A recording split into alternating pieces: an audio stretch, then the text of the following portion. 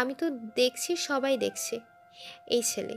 আমি রিশাদের হাত ধরে টেনে তুললাম। তাড়াহুড়া করে তুলতে গিয়ে ওর হাত থেকে আমি কখন গোলাপ নিয়ে নিলাম বুঝতেই পারিনি। রিশাদ তো খুশিতেই পাগল।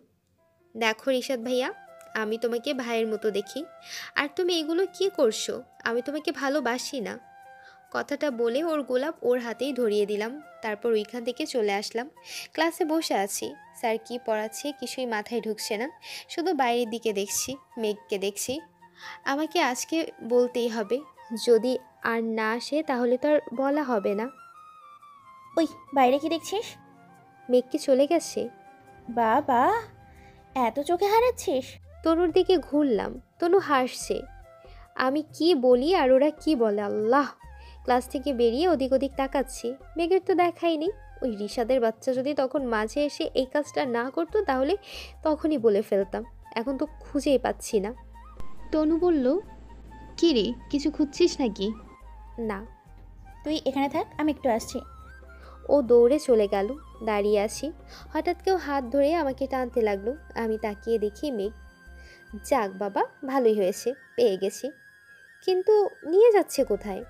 এই যে, কোথায় নিয়ে যাচ্ছেন? মেঘ একটা রুমে নিয়ে এলো। এখানে নিয়ে। মেঘ তো আমার দিকে এগোচ্ছে আর আমি পিছিয়ে যাচ্ছি, দেয়ালের সাথে মিশে গেলাম। ওই রিশাদের সাথে তো ভালোই গোলাপও দেয়া নেওয়া হচ্ছে। কি যাতা বলছেন? যা তা বলছি না তো আমি, সবাই দেখছে তো। আমার হবু বউ আমার সামনে আরেকজনের হাত থেকে গোলাপ নিল। ইস, উল্টাপাল্টা কথা বলছে এই ছেলে। হবো বউ? উফ। নেক্সট টাইম এমন ভুল করবা না। আপনি কি আমাকে আদেশ করলেন? হুম। আপনি আমাকে আদেশ করতে পারেন না। অবশ্যই পারি, কারণ তুমি আমার হবু। আমি আপনার হবু বউ, কিন্তু বউ না। আমাদের বিয়েটা হতেও পারে, আবার নাও হতে পারে। মেঘ আমাকে টান দিয়ে তার সাথে মিশিয়ে নিল। আমার খুব অস্বস্তি ফিল হচ্ছে, রাগ হচ্ছে। আজ পর্যন্ত আফনাদও আমার এত কাছে আসেনি, আর এ তো। রাগটা কন্ট্রোল করতে পারলাম না। ঠস করে ওর গালে একটা চড় মারলাম। মেঘ গালে হাত দিয়ে আমার দিকে তাকিয়ে চোখ লাল করে তাকালো। How dare! মেঘকে কিছুই বলতে দিলাম না। কোন সাহসে আপনি আমাকে টাচ করলেন? আপনার আমাকে টাচ করার কোনো অধিকার নেই। আপনি কোন অধিকার আমাকে টাচ করেন? কথাটা শেষ করতে পারলাম না। মেঘ আমাকে দেয়ালের সাথে চেপে ধরল। তুমি আমাকে চড় মেরেছ? তোমার সাহস তো কম নয়। ভেবেছিলাম তোমার সাথে ভালো বিহেভ করব, কিন্তু তুমি তার যোগ্য না।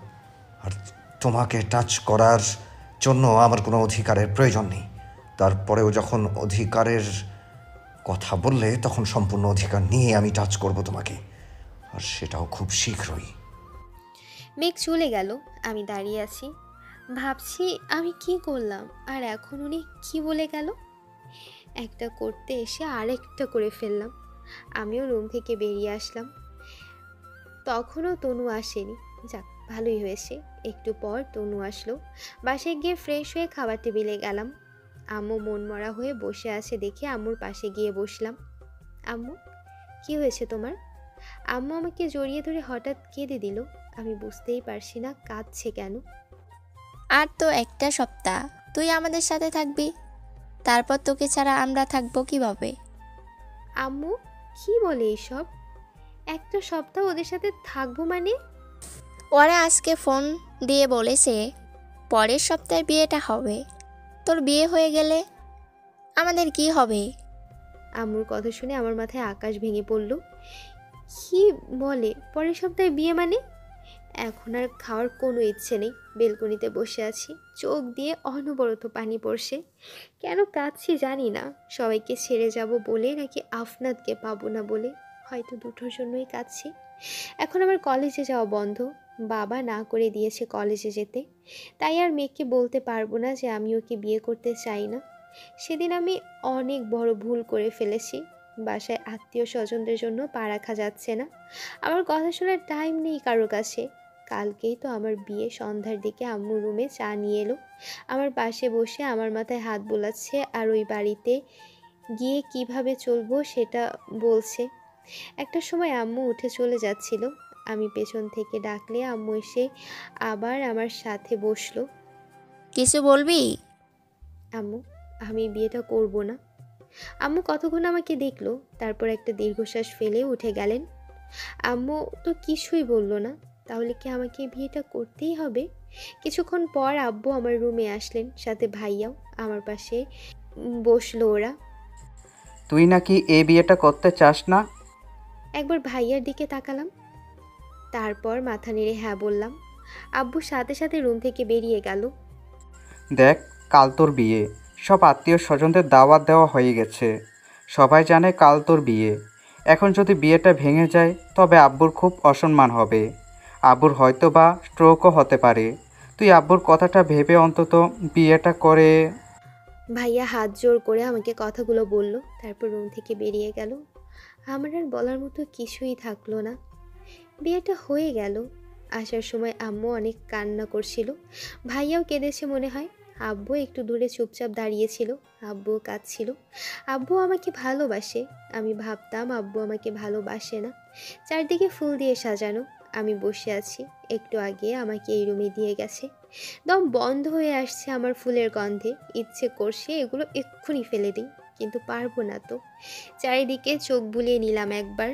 রুমটা বেশ গোছানো। চোখটা দরজার উপরে পড়তেই দেখলাম মেঘ দাঁড়িয়ে আছে। দরজাটা লক করে দিল, কিছুই বলল না, সোজা ওয়াশরুমে চলে গেল।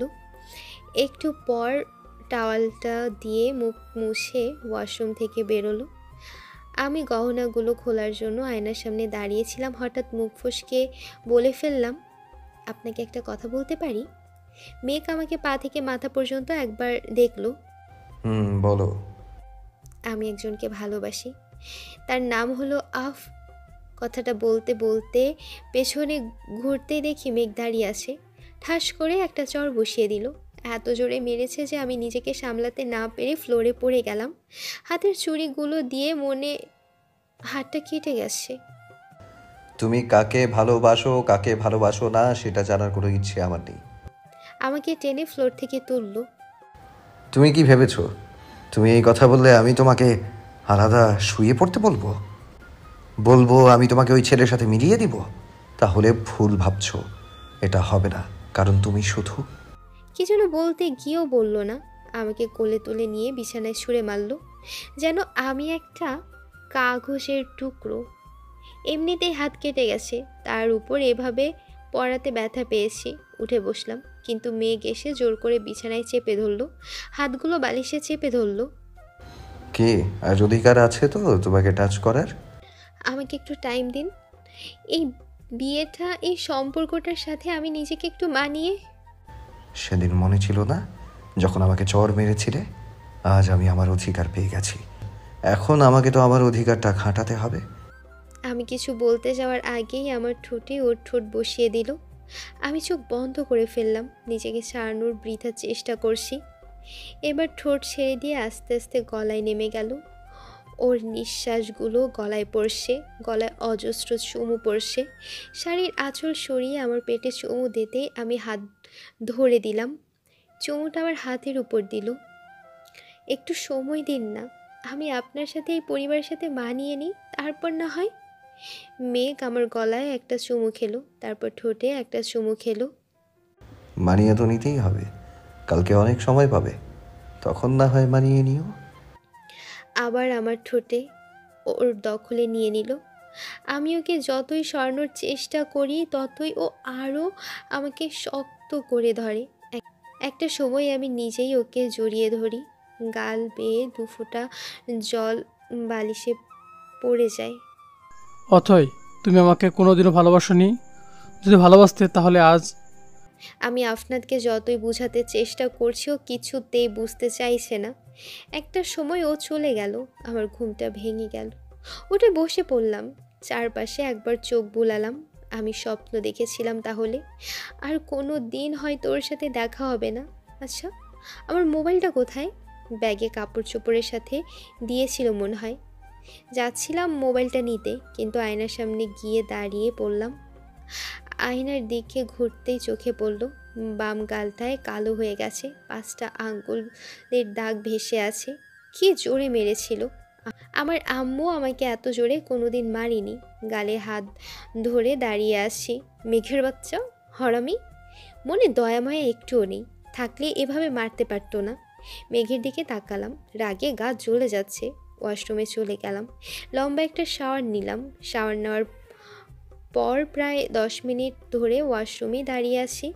আমি তো শাড়ি পরতে পারি না, মনেই ছিল না। এখন কি করব? চোখ বন্ধ করে আম্মু কিভাবে পরিয়েছিল মনে করতে লাগলাম। কোনো মতে পরে বাইরে বেরোলাম। ইউটিউব দেখে ঠিক করে পরে নেব। চারদিকে একবার চোখ বুলিয়ে নিলাম। মেঘ রুমে নেই, ভালোই হয়েছে। কিন্তু গেল কোথায়? যেখানে মন চায় যাক, আমার কি। আমি আগে ঠিক করে শাড়িটা পরে নিই। যাই, ব্যাগ থেকে মোবাইলটা বের করি তাড়াতাড়ি। ব্যাগটা খুললাম, সবার উপরেই মোবাইলের বক্সটা। বক্সের ভেতর করে দেওয়ার কী দরকার ছিল? যাক, দিয়েছে তো ভালোই হয়েছে। বক্সটা খুলতেই খুব জোরে একটা চিৎকার দিলাম, তারপর একটা দৌড় দিলাম। কারোর সাথে ধাক্কা খেয়ে দুজনেই পড়ে গেলাম বিছানায়। সাপ সাপ! মেঘ আমার মুখটা চেপে ধরলো। এই চুপ, চেঁচাচ্ছ কেন? আর চোখগুলো হাতে নিয়ে হাঁটো বুঝি। সাপ! কথাটা বলে মেঘকে জড়িয়ে ধরলাম। সাপ কোথায়? আমি আঙ্গুল দিয়ে দেখালাম। মেঘ উঠে মোবাইলের বক্সটার কাছে গেল। হঠাৎ করে খেয়াল করলাম আমার শাড়ি খুলে গেছে। তাড়াতাড়ি শাড়িটা শরীরে পেঁচিয়ে নিলাম। চুপচাপ বিছানায় বসে আছি। মেঘ বক্সটা হাতে নিয়ে আমার কাছে এলো, তারপর সাপটা আমার দিকে ছুঁড়ে মারল। ও মা গো! এক লাফে বিছানা থেকে নেমে আবার মেঘকে জড়িয়ে ধরলাম। আরে এটা খেলনা সাপ গাথি। কি খেলনা সাপ? আমি চোখ খুললাম, তারপর মেঘকে ছেড়ে দিলাম।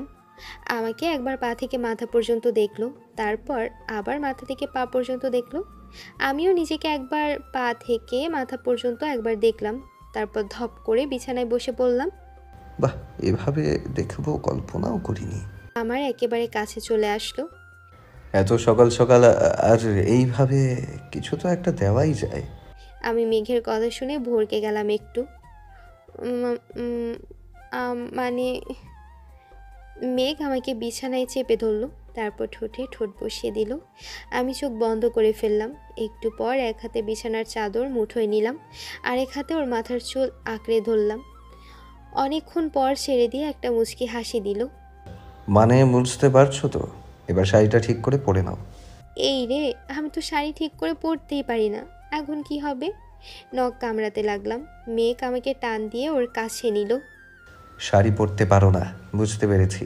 আমি পরিয়ে দিব। আমি ওর থেকে 2 পা পিছিয়ে গেলাম।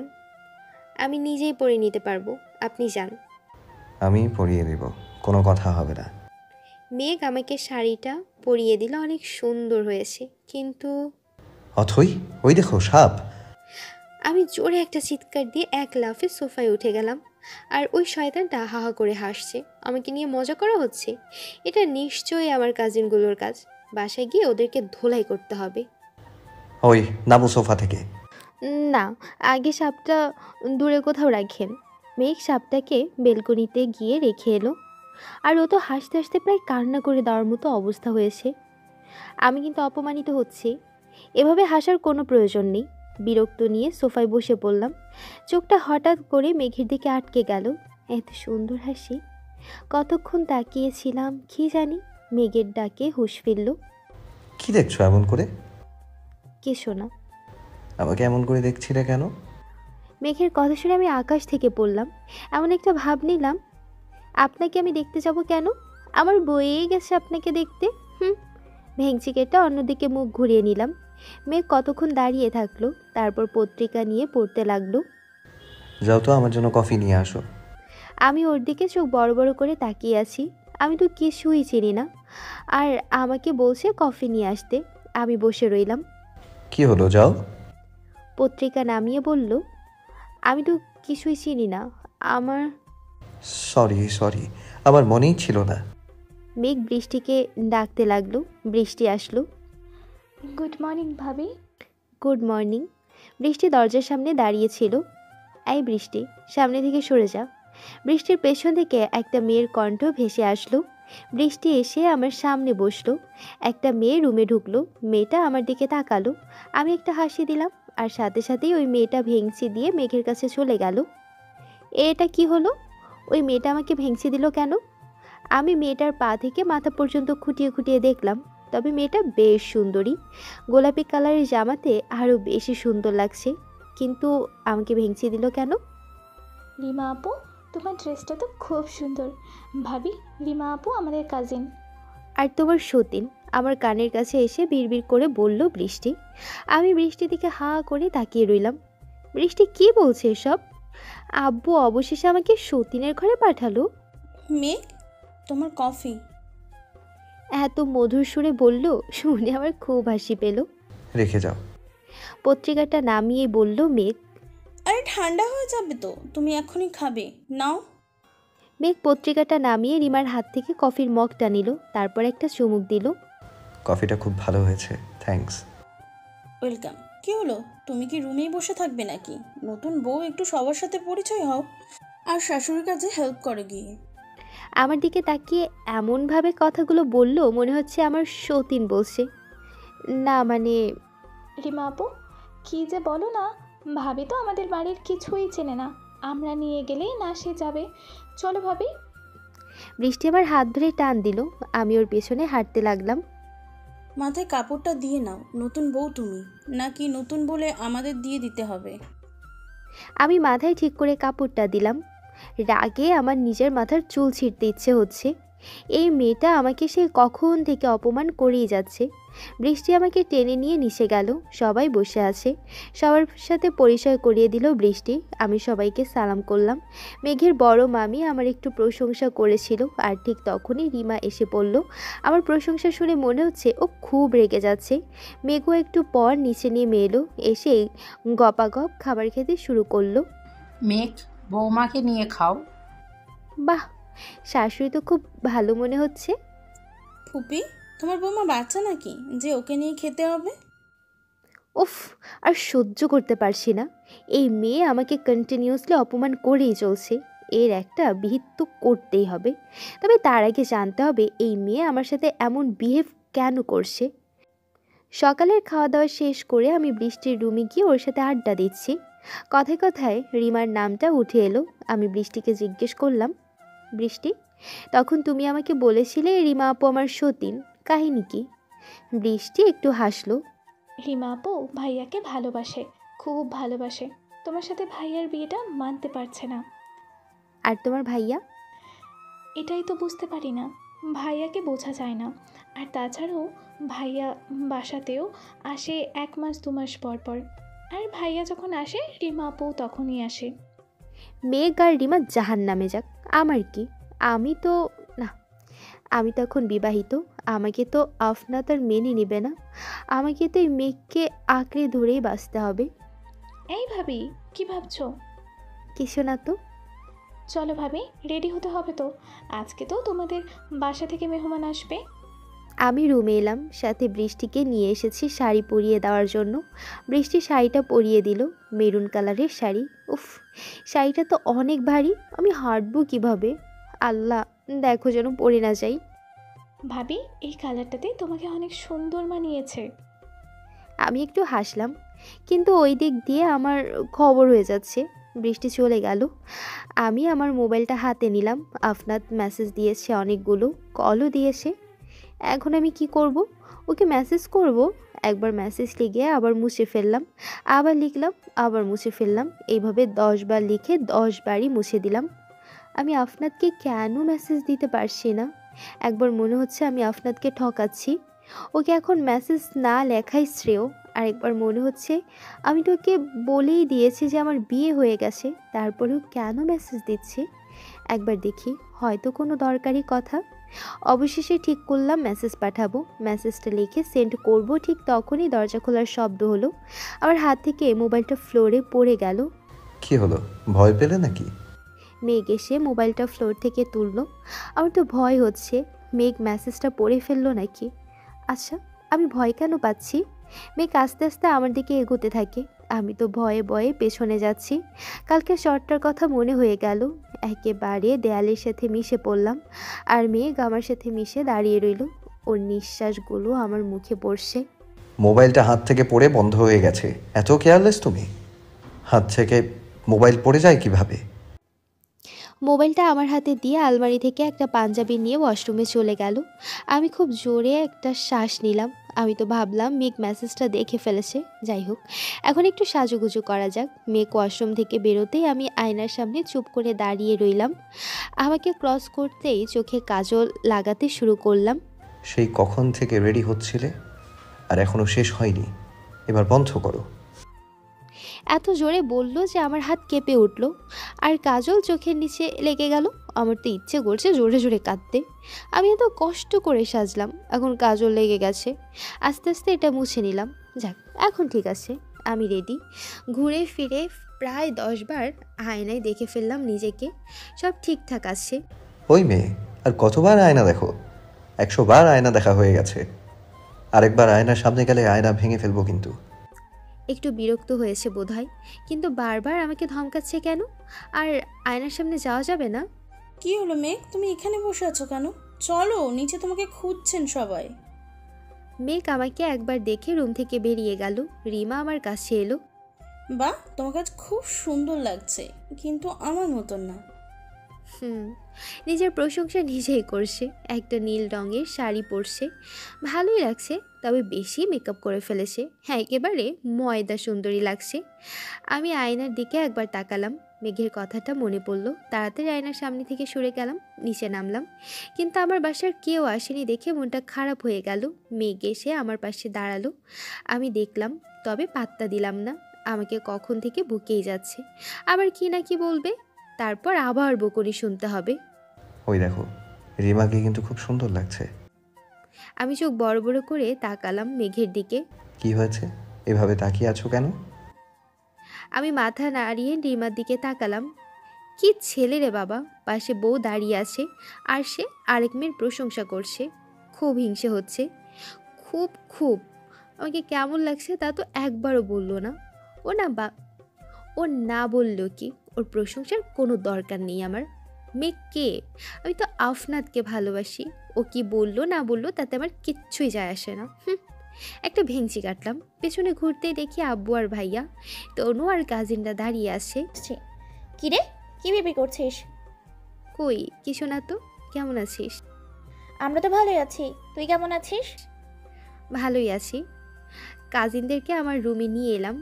তনু আর বৃষ্টি বেলকনিতে গেল। কিছুক্ষণ পর বৃষ্টির চিৎকার শোনা গেল। আমরা গিয়ে দেখি ওই সাপ দেখে ভয় পেয়েছে। পাওয়ারই কথা, কি ভয়ানক দেখতে। উফ, কাজিনগুলোরে ইচ্ছে মতো ধোলাই দিলাম। ওরা রুমের ভিতর দৌড়াচ্ছে। তনুকে লক্ষ্য করে বালিশ ছুঁড়ে মারলাম, কিন্তু গিয়ে পড়ল মেঘের গায়ে। সবাই চুপ হয়ে গেছে। তোমাদেরকে খেতে ডাকছে। সবাই আস্তে আস্তে বেরিয়ে গেল। অথই, তুই দাঁড়িয়ে আছিস কেন? চল, খাবি তো? আমি তনুর সাথে বেরিয়ে যাচ্ছিলাম। তনু অথই আমার সাথে খাবে, তুমি এখন খেতে বসো, ও আসছে একটু পরে। তনু একটু হেসে চলে গেল। আমি ওর পেছন পেছন হাঁটা ধরলাম। মেঘ এসে দরজাটা লাগিয়ে দিল আর আমাকে দেয়ালের সাথে মিশিয়ে নিল। কি হচ্ছিল রুমে? কই কিছু না তো। ওই তনু আর কাজিনরা মিলে একটু দুষ্টুমি করছিল আর কি। মেঘ ভ্রু নাচালো। কাজিনরা দুষ্টুমি করছিল আর তুমি? না, আমি দুষ্টুমি করব কেন? আমি তো। তুমি তো কি? আরে দূরে সরুন তো, আমার ক্ষুধা লাগছে। ও তাই তো। ঠোঁটে ঠোঁট বসিয়ে দিল। কয়েকটা কিল মারলাম পিঠে। খামচি দিচ্ছি, কিন্তু সারছেই না। আমি ওর চুল মুঠোয় নিলাম, ছেড়ে দিল। কি পেট ভরে গেছে? চুমু খেলে পেট ভরে নাকি? আমি ঠোঁট মুছতে মুছতে বললাম। মেঘ আমার দিকে তাকিয়ে হাসলো। আয়নার সামনে গিয়ে টিস্যু দিয়ে ওর ঠোঁট মুছতে লাগলো। তোমার লিপস্টিকটা কিন্তু খেতে ভালো। আমি রুম থেকে বেরিয়ে গেলাম। নিচে গিয়ে সবার সাথে খেতে বসে পড়লাম। খাওয়া দাওয়ার পর্ব শেষ করে অনেকক্ষণ সবাই মিলে আড্ডা দিলাম। আব্বু আর ভাইয়াও চলে গেল। ওদের জন্য খুব খারাপ লাগছিল। ভাবছিলাম আমি ওদের সাথে চলে যাব, কিন্তু আমার শাশুড়ি বলল কাল যেতে। প্রায় 8টা বাজে। ওদের বিদায় দিয়ে রুমে এসে শুয়ে পড়লাম। ড্রেসটা চেঞ্জ করতে হবে, আবার শাড়ি পরতে হবে। ইউটিউবে কয়েকটা শাড়ি পরার ভিডিও দেখে তারপর ওয়াশরুমে গিয়ে শাড়িটা চেঞ্জ করলাম। ফ্রেশ হয়ে রুমে আসলাম। এসে দেখি মেঘ শুয়ে আছে। দেয়াল ঘড়িটার দিকে লক্ষ্য করলাম, 10:30 বাজে। আরে একটু আগেই না মোবাইলে দেখলাম 9:20 বাজে। তাহলে এখানে বোধহয় ওই ঘড়িটাই নষ্ট। বৃষ্টি এসে রুমে ঢুকলো। টেবিলে খাবার দিছে, তোমাদেরকে যেতে বলছে। আমরা খাবো না, বিকেলের দিকে খেয়েছি তো তাই। আমি হ্যাঁ না কিছু বলার আগেই মেঘ বলে দিল, ও না হয় খাবে না, ওর খিদা নাই, কিন্তু আমি তো খাবো। আমার কাছে জিজ্ঞেস না করেও বলে দিল আমরা খাবো না। ইচ্ছে করছে। বৃষ্টি রুমে চলে গেল। আমি মেঘের কাছে গিয়ে দাঁড়ালাম। ওই, আপনি খাবেন না ভালো কথা, সাথে আমাকেও খেতে দিলেন না। আমি খাবো না, আপনাকে বলেছি নাকি? ও, তুমি খাবে বুঝি? হুম। মেঘ আমার হাত ধরে টান দিতে আমি ওর উপরে পড়ে গেলাম। ও আমাকে ওর নিচে ফেলে দিল, আমার চুলগুলো মুখ থেকে সরিয়ে দিল। আমি হাত দিয়ে আমার ঠোঁট চেপে ধরলাম। কি হলো, খাবে না? আমি মাথা নেড়ে না বললাম। কিন্তু আমি খাবো। গিয়ে দরজাটা লক করে দিল। আমি এই সুযোগে কম্বল দিয়ে মুখ ঢেকে শুয়ে পড়লাম। মেঘ এসে কম্বলটা এক টানে সরিয়ে দিল। কম্বল দিয়ে মুখ ঢেকে শুয়ে পড়লে কেন? মেঘ কথাটা বলতে বলতে আমার নাকের সাথে ওর নাক ঘষতে লাগলো। ধাক্কা দিয়ে সরিয়ে দিলাম। ঘুমোবো তাই। অন্য পাশে ঘুরে শুয়ে পড়লাম। মেঘ জড়িয়ে ধরলো। ওর ঠান্ডা হাত শাড়ির ভিতরে ঢুকিয়ে দিল। আমার পিঠে আর ঘাড়ে চুমু দিতে লাগলো। ওর স্পর্শে কিছু আছে যেটা আমাকে ওকে উপেক্ষা করতে দেয় না, ওর কাছে আমাকে হার মানতে বাধ্য করে। আমি যতই বলি আমি ওর থেকে দূরে থাকবো, ও ততই আমার কাছে আসে। আমাকে ওর দিকে ঘুরিয়ে নিল, আমার গলায় একটা কামড় বসিয়ে দিল। ইস! গলায় হাত চেপে ধরলাম। মেঘ হাসলো। এতক্ষণে খেয়াল করলাম আমি মেঘের নিচে। ওকে সরিয়ে দেওয়ার চেষ্টা করলাম। মেঘ আরও চেপে ধরলো। আচ্ছা, সরি, আমার ভুল হয়ে গেছে, এখন আদর করে দিচ্ছি। আমার গলায় আবার চুমু দিতে লাগলো। আমি চাই না মন থেকে কথাটা বেরোচ্ছে ঠিকই, কিন্তু বলতে পারছি না। ও আস্তে আস্তে ঠোঁটে ঠোঁট মিলিয়ে দিল। আমি ওকে আরও কাছে টেনে নিলাম। খাবার টেবিলে সবাই বসে খাচ্ছে, আমিও বসে খাচ্ছি, কিন্তু খাওয়াতে কোনো মনোযোগ নেই। কখন বাড়ি যাব সেই চিন্তাই করছি, কখন আম্মুকে দেখব, ভাইয়াকে দেখব। এ কি, তুমি তো কিছুই খাচ্ছ না। বলেই আমার দিকে এগোতে লাগলেন। আমি কিছুই খাবো না, বাড়িতে গিয়ে একেবারে আম্মুর হাতে খাবো। না, খেয়েছি তো, আর খাবো না। উঠে পড়লাম, খাবার টেবিল ছেড়ে রুমের দিকে যাচ্ছিলাম। অথই শোনো, রেডি হয়ে নাও, আজকে তো তোমার বাবার বাসায় যাবে। এই কথাটার জন্যই তো অপেক্ষা করছিলাম এতক্ষণ। ইচ্ছে করছে একটা দৌড় দিয়ে গিয়ে রেডি হয়ে পড়ি, কিন্তু এখন দৌড় দেওয়া যাবে না। কন্ট্রোল করলাম নিজেকে। শ্বশুর মশাই, শাশুড়ি মা, সব থেকে বড় কথা হলো এই মিস্টার ক্লাউড মানে মেঘ বসে আছে। তাই হেঁটে হেঁটে কোনো মতে হল রুমটা পেরিয়েছি। তারপর একটা দৌড় দিলাম। রুমে ঢুকে 4-5টা শাড়ি নিয়ে বসে পড়লাম। কোনটা পরবো ভাবতে লাগলাম। একবার ভাবলাম নীল শাড়ি পরবো, আরেকবার ভাবলাম হলুদ শাড়ি পরবো। অবশেষে পরলাম ছাই রঙের একটা শাড়ি। শাড়ির কালারটা আমাকে মানিয়েছে ভালো। তারপর সাজুগুজুতে বিজি হয়ে গেলাম। সাজ প্রায় শেষ পথে। তখন মেঘ রুমে ঢুকলো। কিছুক্ষণ চুপ করে দাঁড়িয়ে থেকে আমাকে দেখলো। তারপর সোফায় বসে পেপার পড়তে লাগলো। এত তাড়াতাড়ি রেডি হচ্ছ কেন? আরও পরে যাব আমরা। মেঘের কথা শুনে আমি কিছুটা হতাশ হলাম। সাজগোজ বাদ দিয়ে বসে রইলাম। মেঘ পত্রিকাটা নামিয়ে আমাকে দেখালো। এরকম ক্যাবলা কান্তের মতো বসে আছো কেন? তাড়াতাড়ি রেডি হও। যাক বাবা, এই মাত্র না বললো আরও পরে যাবে, এখন আবার। আমি কিছু না বলে রেডি হয়ে গেলাম। এবার আমাকে ভালো করে আয়নায় দেখতে হবে সব কিছুই ঠিক আছে কিনা। আয়নার সামনে দাঁড়িয়ে আছি, হঠাৎ চোখ পড়লো মেঘের দিকে। রেগে আছে মনে হচ্ছে। মেঘ উঠে আসলো, আমাকে একবার দেখলো, তারপর একটা কাপড় দিয়ে আয়নাটা ঢেকে দিল। একবারের বেশি আয়না দেখবে না, আর যদি একবারের বেশি আয়না দেখো তাহলে। এমনভাবে বলল, ভয় পেয়ে গেলাম। হারামি কুত্তা, আয়না দেখলে তোর কি? যা, তোর আয়না দেখবো না। আমি বাসা থেকে আমার আয়না নিয়ে আসবো, তারপর সারা দিন আয়না দেখব। মেঘ নিজেও রেডি হয়ে নিল। মা, বৃষ্টি, ওদেরকে বিদায় দিয়ে গাড়িতে উঠলাম, কিন্তু বসলাম পেছনের সিটে। মেঘ আমাকে একবার লুকিং গ্লাসে দেখলো, কিন্তু কিছু বলল না। আমার আবার একটা বদ অভ্যাস আছে, আমি গাড়িতে বসলেই ঘুমিয়ে পড়ি। আজও তার ব্যতিক্রম হলো না। কিন্তু যখন ঘুম ভাঙলো তখন দেখি আমি পিছনের সিটে না, সামনের সিটে বসে আছি। প্রথমে ভাবলাম স্বপ্ন দেখছি, তাই আবার চোখ বন্ধ করলাম। তারপর আবার চোখ খুললাম, না, আমি তো সামনের সিটে বসে আছি। কিন্তু সামনের সিটে আসলাম কি করে? মেঘের দিকে তাকালাম। মেঘও আমাকে একবার দেখলো, তারপর সামনের দিকে তাকিয়ে গাড়ি ড্রাইভ করতে লাগলো। আমি সামনের সিটে আসলাম কি করে? হেঁটে হেঁটে এসেছো। মানে কি? আমি তো ঘুমিয়েছিলাম। হ্যাঁ, ঘুমিয়ে ঘুমিয়ে হেঁটে হেঁটে এসেছো। মিথ্যা কথা বলছে। আমি ঘুমিয়ে ঘুমিয়ে হাঁটি না। হয়তো এই নিয়ে এসেছে। গাড়িটা হঠাৎ ব্রেক করলো। আমি সামনের দিকে ঝুঁকে পড়লাম। কি হলো? গাড়ি থামালেন কেন? বাবার বাড়ি চিনতে পারছো তো নাকি? 2 দিনেই বাবার বাড়ির মানচিত্র ভুলে গেলে? আমি বাইরের দিকে তাকালাম। তার মানে আমরা পৌঁছে গেছি। একটু দূরেই ভাইয়া আর আমার কাজিনটা দাঁড়িয়ে আছে। আমি দরজা খুলে দৌড়ে ওদের কাছে গেলাম। ভাইয়া আমাকে জড়িয়ে ধরলো। আমি কেঁদে দিলাম। এই 2 দিন মনে হচ্ছিল 2টা বছর। ভাইয়া আমাকে ভেতরে নিয়ে গেল, কিন্তু মেঘ যেতে পারলো না। কাজিনগুলো দরজার সামনে আটকে দিয়েছে। টাকা না দিলে ভেতরে ঢুকতে দিবে না। ভালো হয়েছে। আম্মু ভেতরে গিয়ে আম্মুকে জড়িয়ে ধরলাম। আম্মু কেঁদে দিল। তারপর চোখের পানি মুছে আবার রান্নাঘরের দিকে যাচ্ছিলাম। আব্বু সোফায় বসে আছে। আমিও চুপচাপ গিয়ে আব্বুর পাশে বসলাম। কেমন আছো আব্বু? ভালো। তুমি? ভালো। তোকে ছাড়াই বাসাটা কেমন যেন ফাঁকা ফাঁকা লাগে। আব্বু চোখগুলো টলমল করছিল, কিন্তু চোখের পানি পড়েনি। আমি উঠে গেলাম। এখানে থাকলে আমিও কেঁদে দেব। একটা আপেল হাতে নিয়ে খেতে খেতে আবার দরজার কাছে গেলাম। মেঘের অবস্থাটা একবার দেখে আসি। হায় হায়, আপনি এখনও ভেতরে আসতে পারেননি? আমার কাজিন জেরিন বলে উঠল। তোদের দাবি কোনো দিন পূরণ হবে না, কারণ উনি যে পরিমাণ কিপটা, একটা টাকাও দেবে না। আমার কথা শুনে মেঘ কতগুলো টাকার নোট ওদের হাতে ধরিয়ে দিল। ওরা ওনাকে ছেড়ে দিল। ভেতরে এসে আম্মু আর আব্বুকে সালাম করলো। তারপর আবার ওই বিচ্ছু বাহিনীর দল হাজির। ওরা মেঘকে নিয়েই পড়ে আসে। মেঘ মনে হয় বিরক্ত হচ্ছে। দুপুরে খাওয়ার টেবিলে আমি বসেই খেতে শুরু করে দিয়েছি। মেঘ বসতেই কাজিনগুলো এসে ওনার চেয়ার ঘিরে নিল। ওদের ভাইয়াকে নাকি আজ ওরা খাওয়াবে বলে এই প্লেটে এতগুলো ভাত দিল। তারপর একের পর এক তরকারি দিতেই থাকলো। আমার তো খুব খুশি লাগছে। ইচ্ছে করছে ডান্স করি। শয়তানটা খেতে পারছে না। ভালোই হয়েছে। কাজিনগুলোর মনে মনে এতগুলো উম্মা দিলাম। অবশেষে মেঘ অল্প খেয়ে উঠে গেল। কি মজা!